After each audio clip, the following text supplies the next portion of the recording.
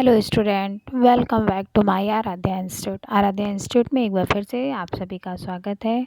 और आप सभी लोग कैसे हैं ज़रूर से बताइएगा। आप लोग की तैयारी कैसे चल रही है ज़रूर से बताइएगा। कल आप लोग की क्लास नहीं हो पाई इसलिए कि थोड़ी तबीयत नहीं सही थी, आज भी नहीं सही, लेकिन आप लोग का क्लास करना ज़रूरी है। तो हम लोग अपना क्लास करते हैं। एग्ज़ाम पास में आ गए हैं, 1.5 महीने बचे हैं और आप लोग अपनी तैयारी को बहुत अच्छे से करते रहिए, ठीक है। मोस्ट इम्पॉर्टेंट क्वेश्चन मैं आप लोगों के लिए ला रही हूँ, अच्छे से आप लोग लिखिए, उसको रिवीजन करिए, तैयार करिए, ठीक है। और कोई क्वेश्चन चाहिए, कैसे क्वेश्चन कराने हैं, आप लोग कमेंट करके ज़रूर से बताइएगा। तो चलिए हम लोग अपनी क्लास को स्टार्ट करते हैं, देर न करते हुए चलिए हम लोग क्लास को करते हैं। एग्ज़ाम हमारा पास में आ गया है तो आप लोग अपनी तैयारी अच्छे से करिएगा, ठीक है। तो हम लोग अपने क्वेश्चन पे बढ़ते हैं। तो हम लोग का पहला क्वेश्चन है, देख लीजिए स्क्रीन पे दिखाई दे रहा है। तो हम लोग का पहला क्वेश्चन है, टार्सल प्रयास है। तो बताइए टार्सल प्रयास क्या है। झुकाव है, झुको या बैठना है, या उठना, खींचना, या फिर टांग की गति मतलब पैरों की गति, या फिर रोकना। तो क्या है बताइए, टार्सल प्रयास क्या है। टार्सल प्रयास हमारा क्या है, झुकना या बैठना। और ये सब स्टूडेंट, ये सब एग्ज़ाम में आए हुए क्वेश्चन है, ठीक है ना। तो आप लोग इन्हें अच्छे से याद करिएगा क्योंकि एग्ज़ाम में क्वेश्चन रिपीट होते ही हैं, ठीक है। तो ये एग्ज़ाम में आए हुए क्वेश्चन हैं, इसको कंप्लीट कराएंगे और ज़्यादा से ज़्यादा पेपर सॉल्व कराएंगे आप लोगों को, ठीक है। प्रैक्टिस ज़्यादा से ज़्यादा अब ज़रूरी है। नए क्वेश्चन आप लोग को अब बहुत नहीं देखने हैं, हम लोग के पास भी बहुत टाइम नहीं है। जितने हम लोग के पास क्वेश्चन है बस सब रिवीजन सब कुछ करना है, ठीक है। ज़्यादा अब हम लोग को नए के चक्कर में नहीं पड़ना है। तो चलिए हम लोग क्वेश्चन अपना देखते हैं, ठीक है। तो हमारा टार्सल प्रयास क्या है, झुकना, ठीक है। झुकाव या बैठना हमारा क्या है, टार्सल प्रयास है। ओके, नेक्स्ट क्वेश्चन देखिए। सर पर लंबी पट्टी बांधने के लिए पट्टियों की आवश्यकता होती है, बताइए। तो सर पर लंबी पट्टी बांधने के लिए पट्टियों की आवश्यकता होती है। ये पट्टियों है, ओके स्टूडेंट, तो देख लीजिएगा, ठीक है।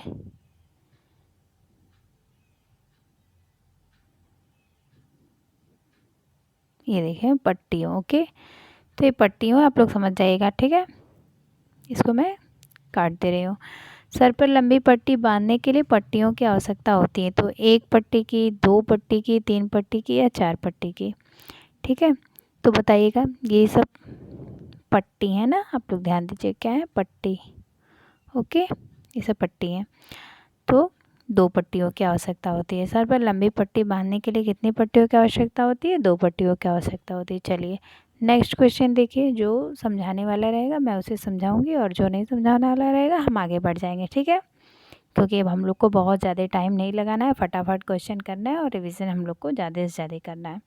चलिए, बीसीजी का टीका किस रोग से बचाव करता है, बताइए। बीसीजी का टीका किस रोग से बचाव करता है। तो पहले तो आप लोग बताइए बीसीजी का फुल फॉर्म क्या होता है, बैसिलस कॉलमेट ग्यूरिन, ठीक है। बीसीजी, बीसीजी का फुल फॉर्म क्या होता है, बैसिलस कॉलमेट ग्यूरिन, ठीक है। आप लोग इसको लिख लीजिएगा, एग्जाम में बहुत पूछे जाते हैं, क्या होता है, बैसिलस कॉलमेट ग्यूरिन, ठीक है। बीसीजी का फुल फॉर्म है। और ये किससे बचाव करता है, अब बीसीजी का टीका कब दिया जाता है, जन्म के तुरंत बाद बीसीजी का 24 घंटे के अंदर बीसीजी का टीका दिया जाता है, ठीक है। तो चेचक में, डिप्थीरिया में, तपेदिक में, टाइफाइड में तुम्हारा बीसीजी का टीका किस रोग से बचाव करता है, तुम्हारा बीसीजी का टीका तपेदिक रोग से हमारा बचाव करता है। Option C is correct option, ठीक है। नेक्स्ट क्वेश्चन देखिए, आंतों की भित्ति, आंतों की भित्ति से उत्पन्न होने वाले हार्मोन्स को कहते हैं। तो बताइए आंतों की भित्ति से उत्पन्न होने वाले हार्मोन्स को क्या कहते हैं। आंतों की भित्ति से उत्पन्न होने वाले हार्मोन्स को क्या कहते हैं, इंसुलिन कहते हैं, ग्लूकागॉन कहते हैं, या कोलेसिस्टोकाइनिन कहते हैं, या सोमैटोस्टैटिन। ये गलत लिखा है, सोमैटोस्टैटिन होगा, ठीक है।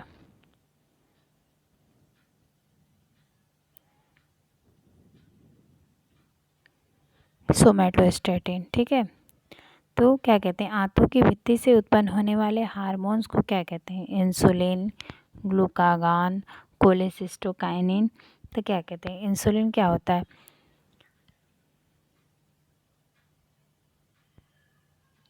बताइए।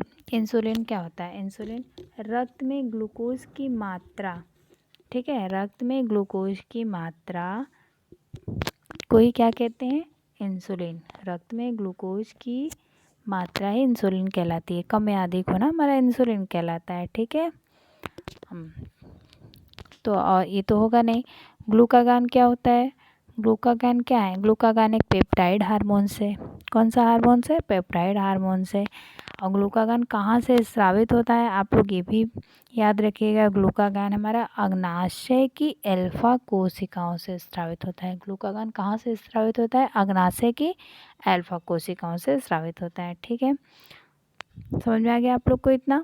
और हमारा ऑप्शन क्या होगा, कोलिसिस्टोकाइनिन, इसका ऑप्शन है, option C is correct option है। कोलिसिस्टोकाइनिन को हम CCK भी कहते हैं, क्या कहते हैं, कोलिसिस्टोकाइनिन को आप लोग याद रखिएगा, क्वेश्चन बन सकता है कि CCK क्या है या किसे कहते हैं, तो कोलिसिस्टोकाइनिन को हम लोग CCK कहते हैं, ठीक है। और कोलिसिस्टोकाइनिन जो होता है हमारे पाचन में महत्वपूर्ण भूमिका निभाता है, ठीक है। कोलिसिस्टोकाइनिन हमारे पाचन में महत्वपूर्ण भूमिका निभाता है। ये जब और किसका पाचन करता है, वो स्पेशली वसा और प्रोटीन का पाचन करता है, ठीक है। जब छोटी आंत में वसा और प्रोटीन आते हैं तो उन्हीं का ये पाचन करता है, ठीक। चलिए, तो आई होप आप लोग को क्वेश्चन समझ में आ रहे होंगे। नेक्स्ट क्वेश्चन देखिए आप लोग, ढाका के मलमल का निर्माण होता है, बहुत ईजी क्वेश्चन है, बहुत बार रिपीटेड है। ढाका के मलमल का निर्माण होता है सूती रेशे से, ऊनी रेशे से, कृत्रिम रेशे से, रेशमी रेशे से। तो ढाका के मलमल का निर्माण किससे होता है, सूती रेशे से होता है, option A is correct answer, ठीक है। नेक्स्ट क्वेश्चन देखिए, रक्त एवं ऊतकों में कीटोन बॉडीज एकत्रित होते हैं, बताइए। रक्त एवं ऊतकों में कीटोन बॉडीज एकत्रित होते हैं, हाइपोग्लाइसीमिया में, हाइपरग्लाइसीमिया में, डायबिटिक कोमा में, सीलियक रोग में, किस में होते हैं। सीलियक रोग क्या होता है, सीलियक रोग में हमें क्या दिया जाता है, ग्लूटेन फ्री डाइट दिया जाता है ना।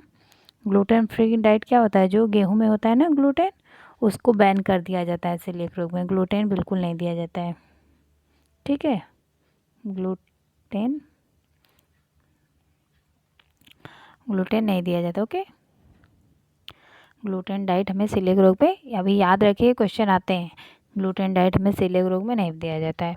और डायबिटिक कोमा क्या होता है, डायबिटिक कोमा एक खतरनाक बीमारी होती है, जैसे ग्लूकोज का लेवल अधिक होना, रक्त में ब्लड में ग्लूकोज का लेवल हाई या लो होना ही डायबिटिक कोमा है, जिससे कि रोगी को बेहोशी आने लगती है, ठीक है, बेहोशी की स्थिति में वो चला जाता है, तो इसी को ही डायबिटिक कोमा कहते हैं। और फिर ज़्यादा हो जाता है तो रोगी की मृत्यु भी हो जाती है। और क्या होता है, हाइपरग्लाइसीमिया क्या होता है, अब आप लोग जान लीजिए, हाइपर और हाइपो मतलब क्या होता है। हाइपो मतलब होता है कमी, और हाइपर मतलब क्या होता है, अधिकता। देखिए, हाइपर मतलब कमी, याद रखिएगा आप लोग, और हाइपो मतलब अधिकता, ओके। ये आप लोग याद रखिएगा, हर जगह आप लोग को ये काम आएगा, हाइपो और हाइपर। हाइपो मतलब कमी, हाइपर मतलब अधिकता। तो रक्त में ग्लूकोज का लेवल अधिक हो जाना जिसे हाइपरग्लाइसेमिया कहते हैं, और रक्त में ग्लूकोज का लेवल कम हो जाना, ठीक है, सामान्य से कम, मतलब सामान्य है उससे कम हो जाना हाइपोग्लाइसेमिया होता है, और रक्त में ग्लूकोज का लेवल सामान्य से अधिक हो जाना हाइपरग्लाइसेमिया होता है। तो हमारा रक्त एवं ऊतकों में कीटोन बॉडीज एकत्रित होते हैं हाइपोग्लाइसेमिया में, जब रक्त में ग्लूकोज का लेवल सामान्य से कम हो जाता है तो कीटोन बॉडीज एकत्रित होने लगते हैं, ठीक है, ऑप्शन ए इज़ करेक्ट है, ओके। नेक्स्ट क्वेश्चन देखिए आप लोग, मिलावट कहते हैं, बताइए आप लोग मिलावट किसे कहते हैं। बाहरी वस्तुओं को भोजन में मिलाने को, एक मिनट स्टूडेंट, बाहरी वस्तुओं को भोजन में मिलाने को कहते हैं, भोजन में मूल्यवान तत्वों को निकालने को कहते हैं, अधिक गुणवत्ता वाले पदार्थ के मूल्य पर कम गुणवत्ता का सामान बेचने को कहते हैं, या उपयोग सभी। तो मिलावट किसे कहते हैं, बाहरी वस्तुओं को भोजन में जब हम मिला देंगे, ठीक है। बाहरी वस्तुओं को जब हम भोजन में मिला देंगे उसे ही मिलावट कहते हैं। भोजन से मूल्यवान तत्व अगर हम निकाल लेते हैं, भोजन से मूल्यवान तत्व निकाल के और हम ख़राब चीज़ डाल देंगे तब भी हम मिलावट कहेंगे। अधिक गुणवत्ता वाले पदार्थ के मूल्य पर हम कम गुणवत्ता वाला पदार्थ बेचेंगे। जैसे कोई अच्छा पदार्थ है उसकी जगह हम ख़राब पदार्थ बेच रहे हैं तो उसे भी हम मिलावट कहेंगे। तो हमारा ऑप्शन क्या होगा? Option D is correct answer. ठीक है, चलिए नेक्स्ट क्वेश्चन देखिए। उल्टा टाका किसे कहते हैं बताइए? पर्ल टाका, मिस टाका, टक टाका, जर्सी टाका। तो उल्टा टाका किसे कहते हैं? तो हमारा उल्टा टाका पर्ल टाका कहते हैं। नेक्स्ट क्वेश्चन देखिए। गृह व्यवस्था एक व्यवहारिक विज्ञान है, यह कथन किसका है? ये बहुत बार आए हुए क्वेश्चन, मोस्ट रिपीटेड क्वेश्चन है।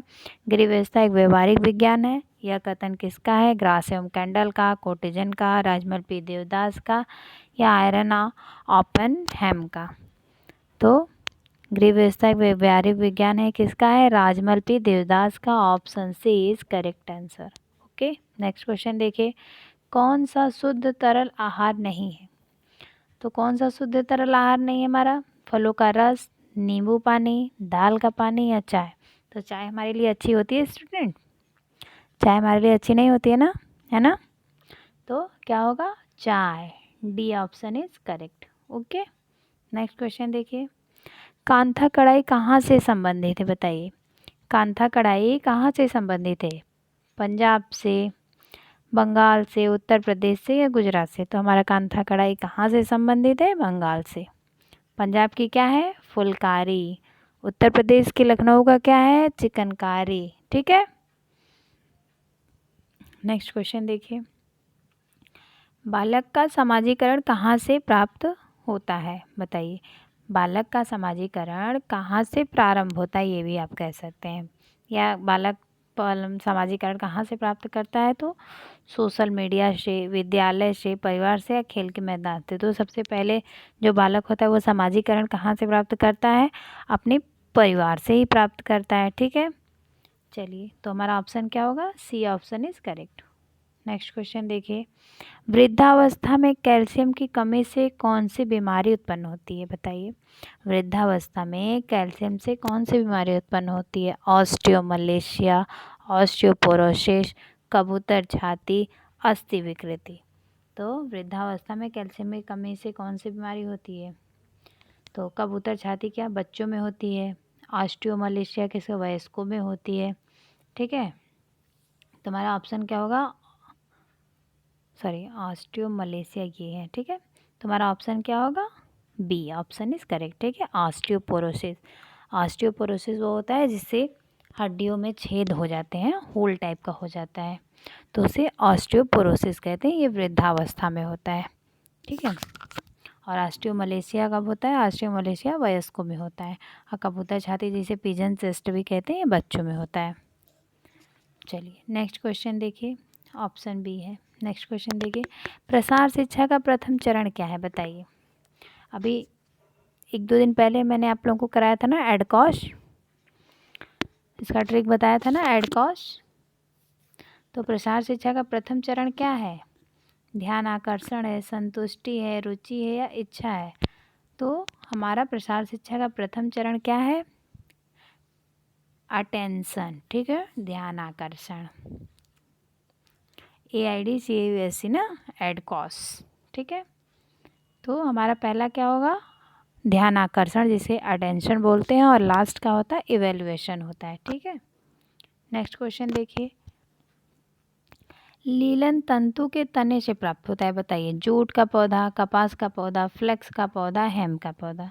तो लीलन किससे प्राप्त होता है? जूट से प्राप्त होता है, कपास से प्राप्त होता है, फ्लेक्स से प्राप्त होता है या हेम से प्राप्त होता है? तो लीलन किससे प्राप्त होता है? फ्लेक्स के पौधे से हमें लीलन की प्राप्ति होती है। और इसमें कौन सी प्रक्रिया की जाती है? इसमें रेटिंग की प्रक्रिया की जाती है। ठीक है, रेटिंग की प्रक्रिया। रेटिंग मतलब क्या होता है? गलाना। हमें इसको ओस के द्वारा, पानी के द्वारा, केमिकल के द्वारा हम लोग इसको गलाते हैं। गलाने के बाद हम उससे रेसे प्राप्त करते हैं। ठीक है, जिसे रेटिंग का प्रोसेस किया जाता है लीलन में। नेक्स्ट क्वेश्चन देखिए आप लोग। निम्न में से कौन सा निद्राकारी विष है? ठीक है, निम्न विष में से कौन सा निद्राकारी विष है? ठीक है, यहाँ थोड़ा मिस्टेक हो गया है, निद्राकारी विष। ओके स्टूडेंट, निद्राकारी विष, इसको मैं काट देती हूँ। कौन सा निद्राकारी विष है? अफीम है, शराब है, गांजा है या भांग है? तो निद्राकारी हमारा विष कौन सा है? अफीम हमारा निद्राकारी विष है। Option A is correct. Next question देखिए, हैजा किसके द्वारा फैलने वाला रोग है? 2021 का आया हुआ क्वेश्चन है, बहुत ही कंफ्यूजिंग क्वेश्चन था, बहुत स्टूडेंट ने गलत किया था इस क्वेश्चन को। ठीक है, तो हैजा किसके द्वारा फैलने वाला रोग है? तो हैजा वायु द्वारा, जल द्वारा, भोजन द्वारा या इनमें से कोई नहीं। तो बताइए किसके द्वारा फैलने वाला रोग है? तो हमारा जल द्वारा फैलने वाला रोग है। Option B is correct. और भोजन भी होगा, ठीक है, भोजन भी होगा, लेकिन अगर ऑप्शन में ए और बी, बी और सी या दोनों दिया रहता तो हमारा जल और भोजन दोनों हो जाता, लेकिन ऑप्शन में ए बी और सी दोनों नहीं दिया है तो हम ऑप्शन बी ही लगाएंगे, जल ही लगाएंगे। ठीक है, चलिए नेक्स्ट क्वेश्चन देखिए, दिए गए विकल्पों में प्रसार शिक्षा की सर्वोत्तम विधि कौन सी है? प्रसार शिक्षा की सर्वोत्तम विधि कौन सी है? ठीक है, तो बताइए, आकार एवं ग्राफ है, प्रदर्शनी है, चित्र एवं फोटोग्राफ है, श्रव्य सामग्री है। तो दिए गए विकल्पों में प्रसार शिक्षा की सर्वोत्तम विधि कौन सी है? तो हमारा आकार और ग्राफ तो होगा नहीं सर्वोत्तम, ठीक है, और ना ही चित्र एवं फोटोग्राफ होगा, ना श्रव्य सामग्री। श्रव्य सामग्री होती है जिसे हम सुन सकते हैं, चित्र एवं फोटोग्राफ जिसे बस हम देख सकते हैं। ठीक है, तो हमारा प्रदर्शनी क्या होता है? जिसमें हम देख सकते हैं, उसे कुछ इसमें कर भी सकते हैं। ठीक है, करके दिखाया जाता है ना प्रदर्शनी में। तो हमारा क्या होगा? प्रसार शिक्षा की सर्वोत्तम विधि क्या होगी? प्रदर्शनी। B option is correct answer. Next question देखिए, वृद्धि के दौरान बच्चों को किस अमीनो अम्ल की आवश्यकता होती है? तो जब बच्चों की ग्रोथ हो रही होती है तो उन्हें किस अमीनो अम्ल की आवश्यकता होती है? बताइए, किस अमीनो अम्ल की आवश्यकता होती है? लाइसिन की होती है, लाइसिन की होती है, थ्रियोनिन की होती है। एक मिनट स्टूडेंट, ये थ्रियोनिन है ना,